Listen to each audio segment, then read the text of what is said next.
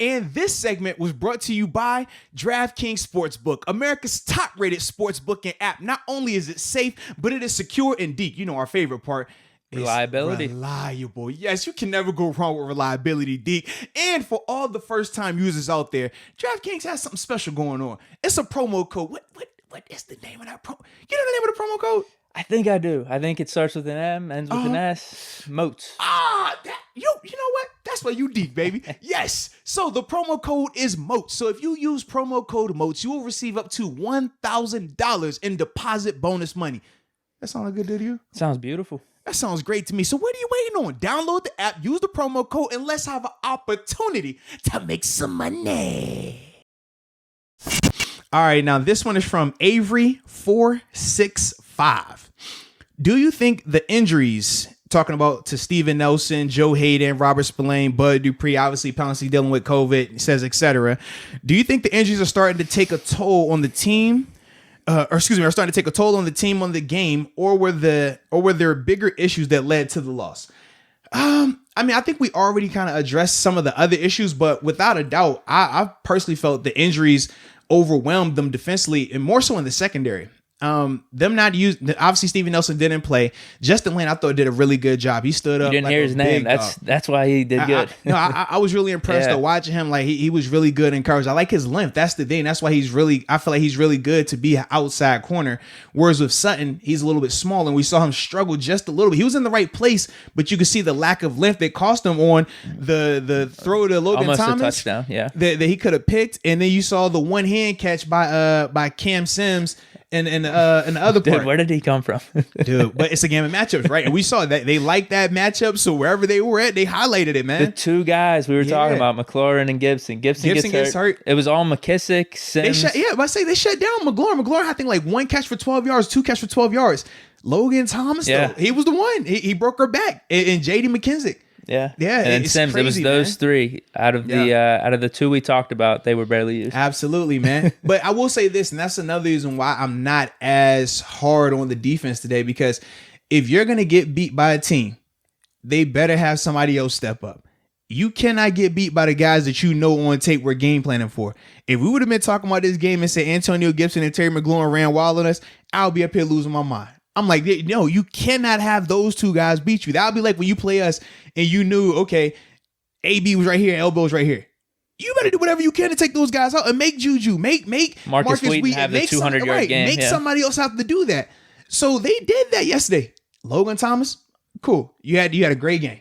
I could tip my hat to that. I still feel like we talked about already. Some of that stuff was more on us. But if he was the reason and J.D. McKissick were the reason and Cam Sims were the reason, I can live with that. That to me is different, you know? And it's no different if we were talking about offense. The reason why we're a little bit more critical on offense is because it was self-inflicted stuff, the drops, right? If we went out there and we executed offensively and it just happened where we didn't get the ball at the end or we got the interception off of a tip, we're not tripping on that. But when you talk about the drops, when you talk about the lack of run game, constantly holding them back, that's self-inflicted. That's the frustrating part. That's stuff that we knew going in. We have to fix this, you know?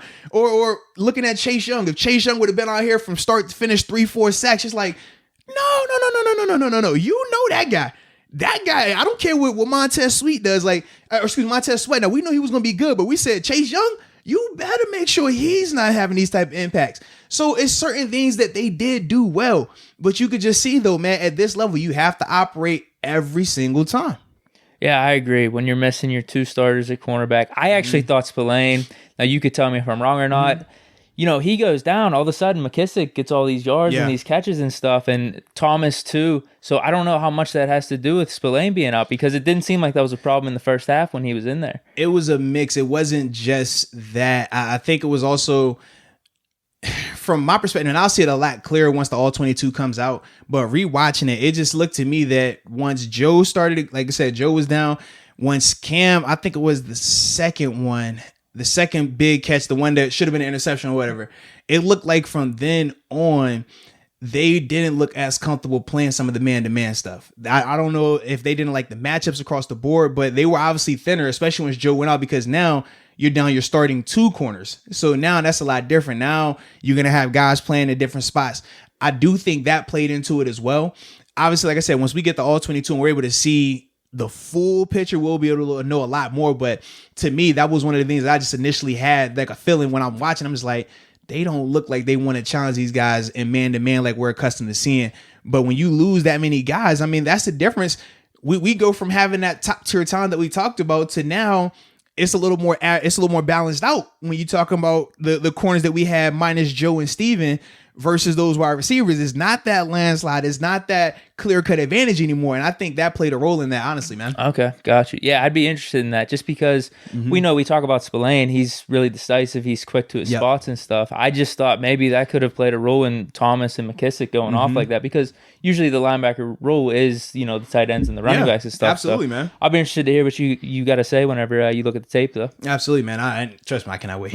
Anytime, and it's weird. It's like, you love to watch the tape anyways, but when you win, it's always like, it's a different vibe. When you lose, it's like, all right, I need to know why. How can we fix it? Yeah. Right. How do we fix it? So that's what I'm excited to figure out, man.